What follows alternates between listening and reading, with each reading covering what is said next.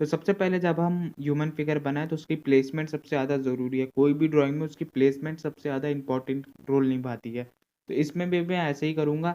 सबसे पहले मैं प्लेसमेंट दूँगा, कहाँ पे मुँह आएगा, कहाँ पे गला आएगा, कहाँ पे बाकी बॉडी पार्ट्स आएँगे, ये ज़रूरी है। तो इसलिए मैं सबसे पहले प्लेसमेंट दे रहा हूँ, उसके बाद आगे का ड्रॉ करेंगे। अब स्टार्टिंग में क्या होता है, बिगिनर आर्टिस्ट क्या करते हैं, जब भी वो कोई ड्राइंग देखते हैं, कोई भी रेफरेंस फ़ोटो देखते हैं, उसकी डिटेलिंग पे चले जाते हैं। अब डिटेलिंग पे जैसे ही जाते हैं ना, उन्हें उन्हें ड्राइंग जो है वो मुश्किल लगने लगती है, लेकिन हमें डिटेलिंग को नहीं देखना। हमारी आँखें डिटेलिंग देखने के लिए बनी है। वो हम कुछ भी रेफरेंस फ़ोटो लेते हैं तो सबसे पहले हमारी डिटेलिंग पे नज़र जाती है, तो हमें डिटेलिंग पे ध्यान नहीं देना है। आर्टिस्ट वो नहीं जो डिटेलिंग पे ध्यान दे, आर्टिस्ट वो है जो किसी भी डिटेल फ़ोटो को ईज़ी वे में समझ सके। यही यही ख़ास बात आर्टिस्टों को बाकियों से अलग करती है। तो हमें सिंपल लाइनों में उस ड्राइंग को समझने की कोशिश करनी है, इसलिए हम ऐसी ह्यूमन फिगर की प्रैक्टिस करते रहते हैं, ताकि हम ह्यूमन फिगर का ओवरऑल जो बॉडी है उसको हम आसान तरीके से समझ सकें और आसान तरीके से बना सकें। इसलिए हम फिगरेटिव ड्राइंग बनाते हैं और ये मेरी फ़ेवरेट प्रैक्टिसों में से एक है। मुझे काफ़ी ज़्यादा मज़ा आता है, इसमें आर्टिस्ट जैसी फ़ील भी आती है। तो ऐसी स्टडी आपको लगभग रोज़ ही करनी चाहिए, इसमें ज़्यादा टाइम नहीं लगता है। आप अपने आप को समय दे दीजिए, जैसे मैंने अपने आप को समय दिया कि मुझे 10 मिनट के अंदर-अंदर ये बनाना है। वैसे आप भी दे सकते हैं, आप स्टार्टिंग में कोई ज़्यादा टाइम ले लें, 15 मिनट ले लें, 20 मिनट ले लें, जैसा भी आप चाहें। तो मैंने सोचा है कि मैं 10 मिनट में इसको बनाऊँगा, उसके अंदर-अंदर ही मैं इसे बनाने की कोशिश करूँगा और उससे पहले ही ख़त्म हो जाएगी। जो आपने टारगेट दिया उससे पहले ही ये ख़त्म हो जाता है, इसमें आपको कुछ नहीं करना, कुछ इतनी डिटेलिंग नहीं करनी, आँख, नाक, मुँह कुछ नहीं बनाना है, आपको खाली प्लेसमेंट देके छोड़ देना है। इससे क्या होता है, हमारे पास समय कम रहता है तो हम जल्दी-जल्दी अपने रेफ़रेंस फ़ोटो को देखते हैं और ड्रॉ करने की कोशिश करते हैं, जिससे हमारी ऑब्ज़र्वेशन बढ़ती है, हमारे प्रपोर्शन को समझने की एबिलिटी बढ़ती है, जो कि आगे जाके काफ़ी ज़्यादा हेल्पफुल होती है। तो इस तरीके की स्टडी आपके ऑब्ज़र्वेशन को बढ़ाने में काफ़ी ज़्यादा मदद करेगी और ऑब्ज़र्वेशन भी काफ़ी ज़्यादा ज़रूरी होता है किसी भी आर्टिस्ट के लिए। वो जितना ऑब्ज़र्व करेगा उतनी उसकी ड्राइंग अच्छी बनेगी। तो इस तरीके की स्टडी काफ़ी ज़्यादा हेल्प करती है ऑब्ज़र्वेशन को बढ़ाने के लिए। अब मैं क्या कर रहा हूँ, मैं खाली प्लेसमेंट दे रहा हूँ। मैं स्कार्फ़ हो गया या स्वेटर जो हो गया उसके खाली मैं प्लेसमेंट दे रहा हूँ, कुछ इतनी डिटेलिंग देने की कोशिश इसमें नहीं करना। क्योंकि हमारे पास समय कम होता है, अगर हम डिटेलिंग देने बैठें तो पूरा समय उसी में ख़त्म हो जाएगा। हाँ, अगर पूरी बन गई तो आप डिटेलिंग दे सकते हैं, वरना कुछ इतनी ज़रूरी नहीं है। तो आप हेयर्स में देख सकते हैं, मैं हेयर्स में खाली हर बाल नहीं बना रहा हूँ, हर छोटी-छोटी बाल नहीं बना रहा हूँ, मैं खाली जो स्ट्रोक हैं, जो बाल के स्ट्रोक है किस डायरेक्शन में जा रही है, बस उस डायरेक्शन में कुछ बाल बना दे रहा हूँ और आगे बढ़ जा रहा हूँ, ताकि मुझे पता चले इतने एरिया तक बाल है, उसके बाद अगला बॉडी पार्ट है। तो इसी तरीके से आपको करना है, इतना डिटेलिंग में घुसने की कोई ज़रूरत नहीं है। और हाँ, एक और बात, जब भी आप स्टडी करें तो आप अपनी जो पेंसिल है या कलर है उसके आगे की जो टिप है उसको लंबी कर लें। इससे फ़ायदा क्या होता है? इससे फ़ायदा ये होता है कि जो पेंसिल की जो टिप है उसका सरफेस एरिया बढ़ जाता है, जिससे हम स्ट्रोक दे पाते हैं, हम पतले स्ट्रोक दे पाते हैं, मोटे स्ट्रोक दे पाते हैं। और जो नॉर्मल पेंसिल होती है, जो हम नॉर्मल तरीके से छीलते हैं, उससे पत हम पतले स्ट्रोक तो दे सकते हैं लेकिन मोटे स्ट्रोक नहीं दे सकते।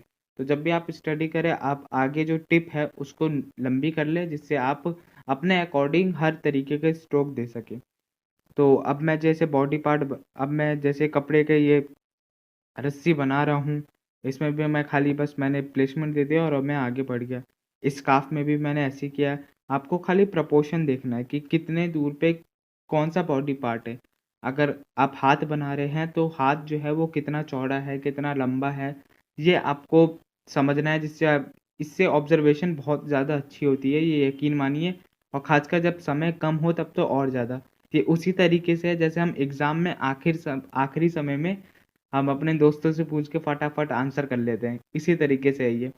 पूरे एग्ज़ाम में इतना दिमाग नहीं चलता जितना आखिर के समय में चलता है। वैसे ही है ये, हमारे पास समय कम रहता है तो हम अपना दिमाग जो है वो ज़्यादा चलाते हैं और इससे हमारी क्रिएटिविटी भी बढ़ती है। हम कहीं पे अपने अकॉर्डिंग भी कर लेते हैं।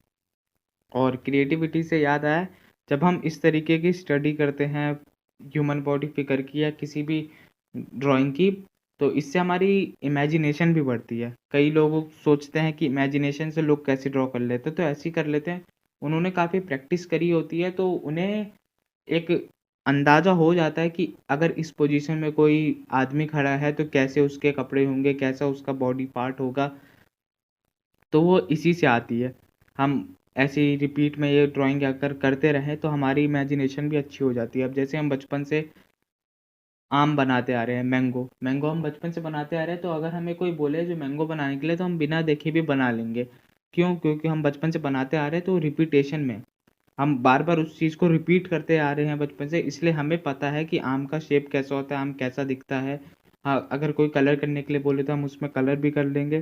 तो इसी तरीके से होता है। अब जैसे फेस में, अब मैंने फेस में कुछ इतना डिटेलिंग नहीं दिया, मैंने खाली प्लस बना के छोड़ दिया। तो इस तरीके की स्टडी आप कर सकते हैं। आप अगर 10 मिनट लगा रहे हैं एक ड्राइंग को बनाने में, तो आप 1 घंटे में 6 बना लेंगे। देखते हैं 1 घंटे में अगर हमने 6 ह्यूमन बॉडी फिगर बनाई, तो हमारी कितनी रिपीटेशन होगी और कितना हमारा ऑब्जर्वेशन बनेगा, प्रपोर्शन को समझने की एबिलिटी बढ़ेगी। तो इस तरीके की स्टडी सही में काफ़ी ज़्यादा हेल्पफुल होती है। अब पूरा पूरा तो नहीं, लगभग ये ख़त्म ही हो चुका है। तो ये बनने के बाद मैं इसमें थोड़ी बहुत डिटेलिंग ऐड कर रहा हूँ, थोड़ी बहुत इसमें डार्कनेस ला रहा हूँ, ताकि आपको कैमरे में दिखे। और जो कर्व हैं, जो कपड़ों पे सिलवटें बने हैं, ये बनाने की मैं कोशिश कर रहा हूँ। स्कार्फ पे जो डिज़ाइन है, मैं वो बना रहा हूँ, ताकि हमें अंतर पता चले कपड़े और स्कार्फ में, वरना एक जैसा लगेगा पूरा-सा। और जैसे कि मैंने बाल में कहा था आपको, बाल में मैंने खाली प्लेसमेंट दे दिया, बस बाल के डायरेक्शन जिस तरफ है मैंने उसी तरफ बनाया है, बाकी उसमें इतनी डिटेलिंग नहीं दी है। और स्कार्फ में भी मैंने ऐसे किया है, थोड़ी बहुत लाइनें बना दी ताकि पता चले ये स्कार्फ है। ये मतलब बाकी कपड़ों से थोड़ा-सा अलग है, इसलिए इसे थोड़ा-सा अलग दिखाया। और कपड़ों के जो सिलवट है, इसे आप बनाइए। और ये जो वीडियो है, ये बिल्कुल भी टाइम लैप्स नहीं है, मैंने थोड़ा-सा भी इसे फास्ट फॉरवर्ड नहीं किया है। ये मेरी नेचुरल स्पीड है, मैं इसी स्पीड से, जो हम मेरी नेचुरल स्पीड है, मैं उसी स्पीड से बना रहा हूँ। और ये लगभग ख़त्म हो ही गया है, मैं बस अब थोड़ी बहुत इसमें डिटेलिंग ऐड कर रहा हूँ। तो ये बनाने में मुझे लगभग 7.5 मिनट लग चुके हैं। मैंने अपने आप को 10 मिनट का टाइम दिया था, लेकिन 7.5 मिनट में ही लगभग हो चुका है ये। तो इसके अलावा भी मैंने काफ़ी सारी बना रखी है, जो कि ये है। तो ये भी मैंने कलर से ही बनाई है, और जितना हो सके मैंने उतने डिफरेंट पोज़ बनाने की कोशिश की है फीमेल की। और इसके पीछे भी ये है। इसमें मैंने मेल फीमेल दोनों की बनाने की कोशिश की है। इसमें मैंने थोड़ी-सी क्विक स्केचिंग की है। इसमें मैंने अपने आप को बहुत ही कम समय दिया था, उसी में बनाने की कोशिश की है। और ये जितना इसमें भी मुझसे पोज़ हो सका, मैंने उतने पोज़ बनाने की कोशिश की है। तो काफ़ी अच्छी एक्सरसाइज़ है, आपकी काफ़ी हेल्प करेगी आपके ओवरऑल बॉडी पार्ट, ह्यूमन की जो बॉडी पार्ट है उसको समझने में। होप आज की वीडियो आपको अच्छी लगी होगी। अच्छी लगी तो प्लीज़ इसको एक लाइक कीजिए, और अगर आप मेरे चैनल पे नए हो तो चैनल को सब्सक्राइब कीजिए। ऐसी और वीडियो के लिए मिलते हैं किसी नेक्स्ट वीडियो में नए टॉपिक के साथ।